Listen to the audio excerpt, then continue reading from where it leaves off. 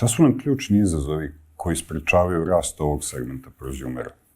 Ključni izazovi su pre svega ta zakonska regulativa koja nije do kraja potpuno definisana i precizna, uopšte u sistemu kupac-proizvođač.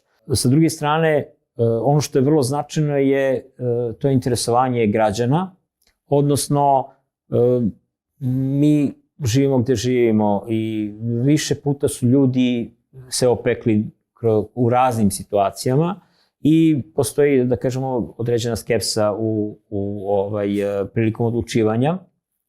Tako da je vrlo značajno da postoje ovakvi projekti kao što smo, znači kao što je projekat koji smo sproveli, da pokaže i dokaže da je moguće da postoji jedan takav sistem. Tako da u tom nekom smislu moramo da radimo na tome da približimo još više našim sugrađanima koncept i ideju proizvodnje i, da kažemo, čuvanja energije.